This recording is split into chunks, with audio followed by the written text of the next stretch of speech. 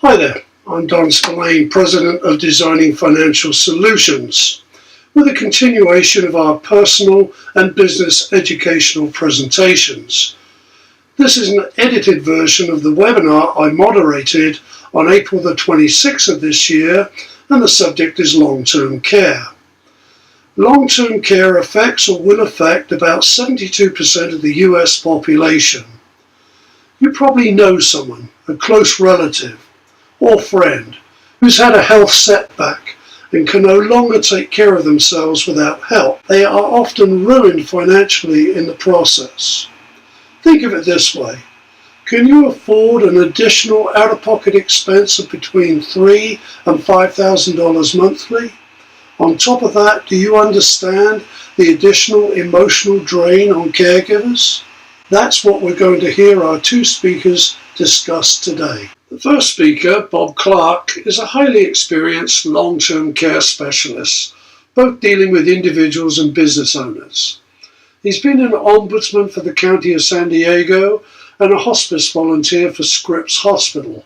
He specializes in planning for long-term care. Bob's experienced the long-term care planning industry from all angles. The second speaker is Melody Rogers, the Emmy award-winning TV and stage star. You might remember her as Zach's mother on Saved by the Bell. Melody is going to illustrate the consequences of the unexpected happening when she became the primary caregiver for her husband.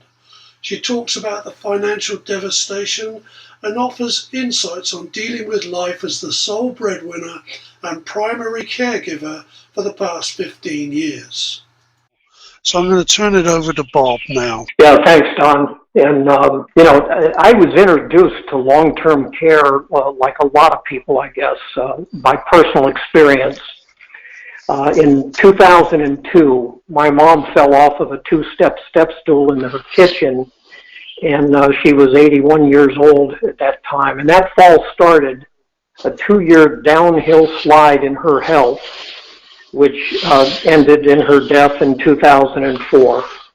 Now, I'm the oldest of her 3 sons, and my mom needed help, and we all lived quite a distance away from her. So we scheduled a family meeting, my 2 brothers, my mom, and myself, and that was the first of 3 meetings that we had over that 2-year period. And those open and honest meetings put all of us on the same page and kept our family close. I've seen many families pull apart in similar circumstances, and it's very sad. Do you remember when you were in school hearing, having the fire drills? That was to get us prepared in case there was a fire. Now, I don't know about you, but we never had a fire drill, or a fire, I should say, at my school, yet we practiced that fire drill twice a year. It's called preventative maintenance. If you don't practice preventative maintenance, then you end up doing damage control, having to deal with the emergency of something you thought would never happen. And that's the way it is with long-term care. Preventative maintenance versus damage control, and it's our choice. You probably don't think about needing an umbrella when the skies are sunny, but it's a good idea to have one in the car just in case. So you might start off by asking yourself a couple of questions. First, should I have something in place to protect against future long-term care costs? And if yes, what should that something look like? So first, let's look at the difference between medical care, which we're all familiar with, and long-term care. Medical care, usually handled by doctors, nurses, medical techs, physical therapists, is what we call skilled care in skilled nursing facilities or hospitals, where they provide round-the-clock medical care, rehabilitative service. Long-term care is something that is going to last for 90 days or longer, and where you need custodial care. And it's because of a chronic medical condition, usually one that we're not going to recover from. So with those chronic conditions, the measures used to assess somebody's need for long care, can they bathe themselves? Do you need help dressing, toileting, continence, and transferring, being able to get up out of bed or move from a chair or whatever? Of course, eating.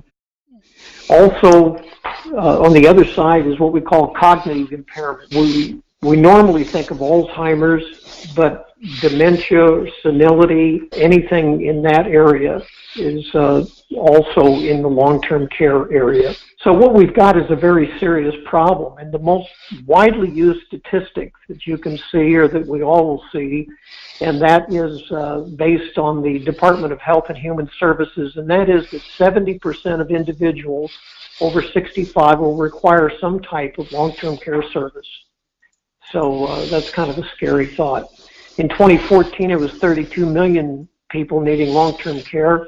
And in 2030, 52 million. Now think about that. 2030 is only 13 years from now. And we'll have 52 million people or more needing long-term care services. I'm sure you know Rosalind Carter, former First Lady and wife of President Jimmy Carter. She says there's only 4 kinds of people in the world: those who have been caregivers, those who are currently caregivers, those who will be caregivers, and those who will need caregivers. I think she put it very well. What happens if we don't plan, if we fail to plan for long-term care? And what's the detrimental effect? Well, the consequences of not having a plan, and what you need to know is that the damages, physical, emotional, and financial, take place not when a placement in a facility is made, but when the family makes a decision to keep you at home. And that's why you need a plan. And the first set of consequences, if you don't have a plan, is your family's emotional, physical well-being hang in the balance. The second is financial viability of your family is jeopardized. Unless you have a plan that is properly funded, payment for your care can only come from your retirement portfolio. The considerable problem is that those funds have been allocated to generate income to support your family's lifestyle, which is nothing more than financial commitments. Reallocating income has an immediate and negative impact on your ability to keep those commitments. If the illness lasts long enough, and remember, we're talking about extended, not short-term care, it invariably leads to an unintended invasion of the assets generating that income. This creates 2 serious problems. 1, using assets to pay for care reduces the income they can generate. And 2, drawing down those assets has a serious consequence if they are qualified or low-cost-based assets. This death spiral of using assets and more assets to pay for care threatens the financial viability of your spouse and your children. Now, the 2 sets of consequences were never put more heartbreakingly than in the statement made by a caregiver in the PBS documentary, And Thou Shalt Honor. Asked to reflect on what taking care of her husband, who suffered from Alzheimer's disease, was doing to her, she stated, "When I got married, I never understood what in sickness and in health meant. Now I do. His sickness, my health. For it to be easy for me, it would have to be over for him, and that's unacceptable. I often wonder, will there be anything left for me?" See, this man had Alzheimer's. His family suffers from it. So if you have a chronic illness or a cognitive impairment, it's your family that will suffer. You don't have a plan. So as we see, women have a greater need to plan. First of all, 2/3 of those providing care are women. That's wives, daughters, and mothers. Women lose an estimate of about $324,000 in wages, Social Security benefits, and pensions. And now that doesn't take into account the lost opportunity costs on those wages, because when you figure the LOCs, or the lost opportunity costs, now you're up near $1 million. So women lose time from work. They miss out on promotions. They contribute less to their 401ks and other retirement, and all that puts women in a very precarious financial position. So the places that provide long-term care, 82% of it is either homes, and that's the vast majority, or assisted living facilities, which is what I call home care in a group setting. Now, adult daycare is for those people that are working, that are having to take care of spouses or loved ones. And so they will take them to an adult day care facility while they go to work, and then pick them up at night, and then they get to be the caregiver for the rest of the evening. And the other side of it is the skilled nursing facility. That's where they need medical care or therapeutic care. It's a very small percentage. I know most people think that the skilled nursing is the bigger one, but that's definitely the smaller percentage there. And so the estimated years of long-term care needed starts with none. That would be that 30%. That 1 year or less is 17%, and 1 to 2 years 12%, and 2 to 5 20%, and then more than 5 is also about 20%. So here we see what the monthly cost of long-term care in California. This covers some of the major cities there. I want you to take note to San Francisco, which is a bit on the high side compared to everybody else. They're about 50% higher. So if you need care, hopefully you're not trying to get it in San Francisco, because you'll pay dearly for it there. And this again looks at the 2016 and will look 20 years out. So you can see how it just about doubles, and then 30 years out it gets to be kind of pricey. So you can see that for a home go from about $4,500 to a little over $11,000 for a home health aide, and a private room in a nursing home goes from $9,300 to $22,600 and something. So there's basically two ways that you financially handle the risk of needing long-term care. I mean, you can narrow it down to two, and that is first to retain the risk, and secondly to transfer the risk. So let's first look at retaining the risk by what we call self-insuring it. That's using 100-cent dollars. In other words, if you have to pay for a dollar of care, you use a dollar of your income. Also remember, it's income that pays for long-term care, not assets. A lot of times people think, well, I've got enough assets. But your assets are supporting your income. So when somebody tells me that they're going to self-insure, it's usually a statement that hasn't been thoroughly thought through. So I ask them if their current income is supporting their lifestyle, and can they afford an additional $4,000 to $8,000 a month to pay for long-term care.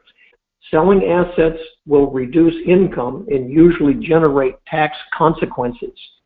So now we get to the good old favorite government options. I'm sure you're familiar with Medicare. Those that are 65 or over are covered under Medicare. And in reference to long-term care, it's a very limited benefit. Now remember, Medicare is a federal entitlement program. So long-term care benefit is after 3 days or 72 hours in a hospital, if you transfer to a skilled nursing facility within 30 days, they will pay the first 20 days 100%. The next 80 days, after a daily deductible, which in 2017 is $164.50 a day. That works out to be $4,935 a month, which is actually more than an assisted living facility would run most people today. Medi-Cal is the state's welfare program, and it's a need-based program. You must meet the definition of medical or medically necessary. They have what they call their resource limit, which means you have to spend down your assets. And I might add that this was set on January 1st, 1989. It hasn't been changed since 1989.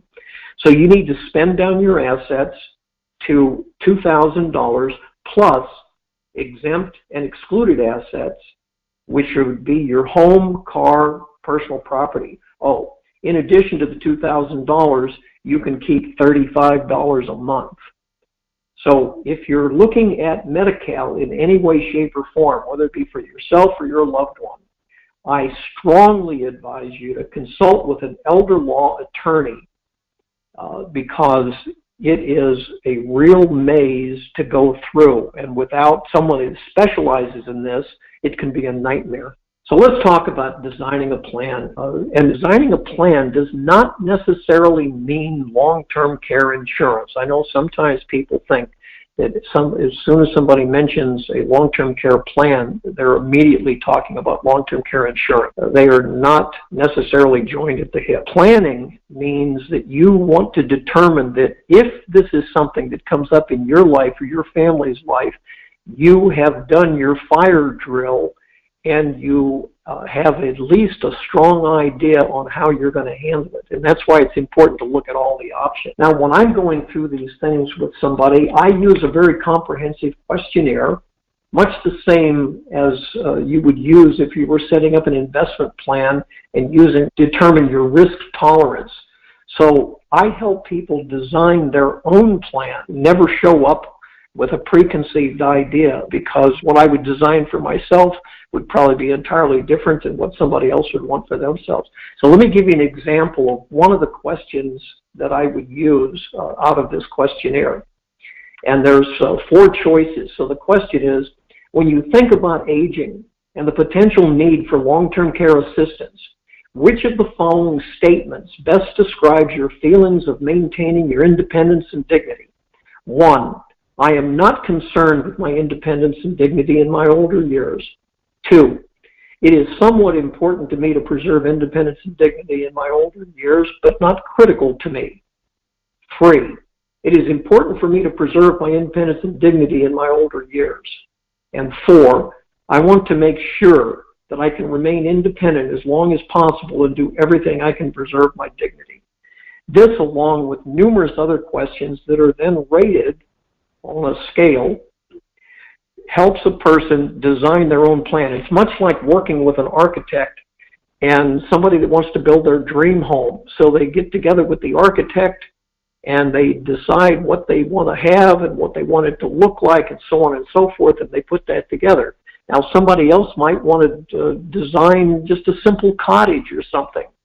So their desires and wants would be different, but you still need somebody to help design it. And that's what my function is, much like the architect. I help people design their plan, and through that process, they can design a plan that works for them, both from a benefit standpoint and a cost standpoint. When you implement the plan, you want to make sure it's set up correctly and is in place. And finally, we monitor the plan. And that's to review any lifestyle changes. So last November, I attended a workshop on a Saturday entitled Caring for the Caregiver. And I met a woman there who had been caring for her husband for the past 20 years. And she was just 62 years old then. And I asked her what her experience had been as a caregiver for the last 20 years. She said that she was lost. She said it was hard to explain, but she felt that as a person, as an individual, she didn't exist anymore. She no longer knew who she was, and she was afraid that when her husband died, she wouldn't exist anymore. She would disappear. Then she stopped, and as she walked past the table, I could see that she was crying softly to herself. That conversation haunts me to this very day. Yeah, thank you. Appreciate it. Let's quickly summarize then. Long-term care starts with the family conversation. Medical and Medicare insurance doesn't pay for long-term care. Long-term care refers to the inability to perform activities of daily living or cognitive impairment. And long-term care is exploding exponentially. And this is the big key. It affects families emotionally, physically, and financially. You can't depend on the government. Self-funding will impoverish you and your family. Women are more affected and have a greater need to plan. Successful planning. Design, implement, monitor. So, here's who we are. I'm Don Spillane, President of Designing Financial Solutions. Bob Clark, just heard him. I urge you to call us. Start looking at your options on designing these plans. It's very, very important. So without further ado, I'm going to introduce Melody Rogers. I am so excited to be on this webinar. It's the first time I've spoken about this subject on a webinar. I've spoken to a lot of different groups, but this, I think, can get it out to a much bigger audience. And I hope by sharing my 15-year journey as my husband's primary caregiver with you today, it will shed some light and maybe give you some insight what it's like if you're going through it, or if you are going to be going through it in the future, which many of us may be. I, of course, can only share my own experiences, but I know this role is different for everybody. No two situations are the same. And I can tell you that it has been the most important role in my life. And I've had a lot of great roles. I can also tell you it's the most challenging and the most difficult. But on the other hand, it has been the most rewarding. You've got to have the right attitude through this time.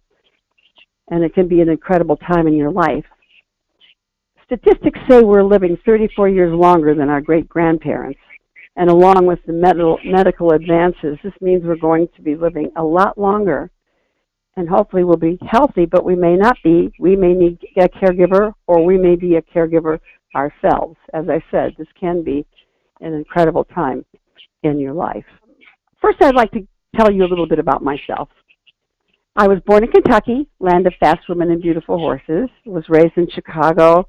I went to Northwestern and minored in musical and majored in theater. And then I came to LA with a chorus line, and in 1980 I had a life-changing event. I became Steve Edwards' co-host on a show called Two on the Town. We traveled all over the world and brought the world to LA.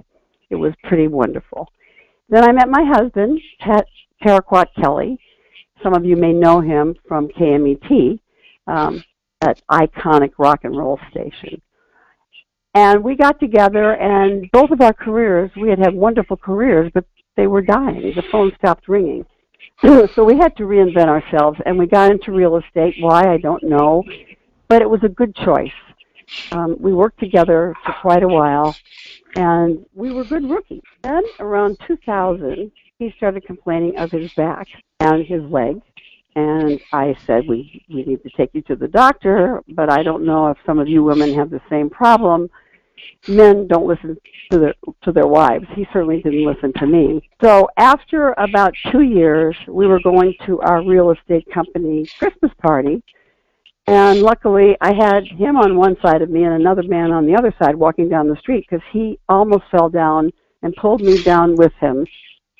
And I said, that's it. This is not your back. You've got to see our doctor. So we went to see the doctor, and he said, I have to send you to a neurologist. I know something's wrong, but I don't know exactly what. So we saw a neurologist, and he suggested an MRI before he even made any guesses. And that was on a Saturday, and we were going to get the results on that following Monday. And I remember that Monday. I remember 4:45 on January 5th, 2003. I was in my office working, and he was home waiting for the phone call. And I got his call. And he said, I have good news. I was so relieved, because I thought this was something really bad. And I said, well, what's the good news? And he said, I have MS, multiple sclerosis. I mean, my heart was in my throat. Well, MS, I mean, how can that be good news? And he said, well, the doctor thought I had ALS. And I didn't know much about either disease, but I knew that multiple sclerosis was not a good one, because I had pictured Annette Funicello in my mind, and Terry Garr, and Richard Pryor. A million thoughts went through my head. He was diagnosed with what they call relapsing remitting, but it has never remitted. It has just gotten worse. He has what they call secondary progressive. He went from a cane to a walker to a wheelchair, and now he is completely paralyzed except for his left hand. I will say this, his attitude and spirits are pretty amazing for someone whose body has basically has let them down.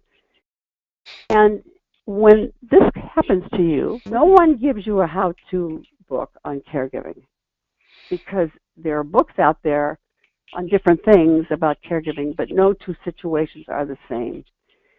So you're kind of on your own.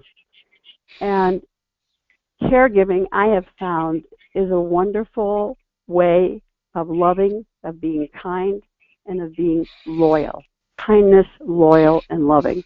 Very important qualities when you are a caregiver. One of the things that I had a lot of problems with, and I'm sure a lot of other people do or will, is your feelings. You know, you have these feelings of anger and resentment, and why did this happen to me? And you feel helpless. But if you keep a positive outlook and think about the good things in your life and be grateful for all you do have, you have to learn all you can about the diagnosis. Our saving grace has been good friends. They've been wonderful, and you will definitely find out who your friends are. I think you have to trust yourself. I didn't for a long time. I thought I really didn't know what I was doing, and partly I didn't. You learn to handle the situation, and if you trust yourself, you'll do a much better job. You have to know your limits, because I didn't, and I tried to do everything. I realized after 3 years I was going to end up in the hospital, and that would be not a pretty sight. You've got to ask for help. It's sometimes hard, but you'd be amazed at how many people want to help. Your friends, the church, like the manager in my office. Different realtors have helped me in many ways. One of the hardest things also is handling the progressions of the situation. As I said, all situations are different, but you have to have frank discussions about things. I remember about 6 years after he was diagnosed, we were driving to a listing appointment. Pat was driving, and we came to a red light, and he took his right hand and picked up his right leg and put it on the brake. And I thought, oh my God, he can't move his leg, and he can't drive anymore. How do you take the car keys away from your husband? You have to do this, and you have to have these discussions. And being strong is very important. It takes a lot of strength. I will tell you that from doing this for 15 years. And I'm pretty strong, but there are days and weeks when I don't think I continue to do this. The most important thing I found for me is taking care of myself, because when you're a caregiver, everything kind of goes out the window. You're always taking care of your loved one. I love to ride horses. I still ride. That's my therapy. I do yoga and meditate. I have had a lot of help from my church. And I spend time with friends. Very important to get out and be part of the world again, because you're isolated if you're at home taking care of your loved one. As I said, reach out to your community. You'd be surprised at how many people want to help. Just ask. I realize now how many people do want to help, but they don't know about your needs unless you tell them. One of the most critical things of being a primary caregiver is when you need other caregivers. That's a tough job to find the right caregiver. You have to interview them thoroughly. You have to know a lot about them. They're going to be in your house all day, sometimes all night. I think the most important quality is that they care. And caregivers, that's where the expense comes in. Nothing pays for care in the home or in a nursing home except long-term care. And I can tell you this from experience. Medicare doesn't pay for it. The government doesn't pay for it unless you bankrupt yourself. Some people have families that will chip in. Our family has not done that, and that's been hard to take. And I have to get over the resentment because I'm doing this alone. So you want to be sure that you get long-term care. He had it, I have it. He didn't have it. My life would be totally different. His life would be totally different. I'd be retired by now. I have to say, in all honesty, I've gone through just about everything I saved, refinanced my house. So this is a really, really important thing. And I tell everybody I talk to get long-term care. My life would be different. Your life will be different if you get it. I think that spouses leave. A lot of children leave. But I think if you keep love at the core, you can get through anything. Capacity to care is the thing that gives life its deepest significance. And I really believe that. And I would love to talk to any of you who are going through this, who have questions. You can just call me. That's my office number, and I will call you back, I promise. Thank you so much for giving me this opportunity. I feel like I'm on a mission, and if I can help one person today, that'll make me happy. In conclusion, you've just seen and heard Melody talk about the financial and emotional devastation caused by her husband falling ill and needing long-term care. These are often very unexpected events. Be prepared so it doesn't happen to you. Call Bob or myself and start your planning today. Thank you.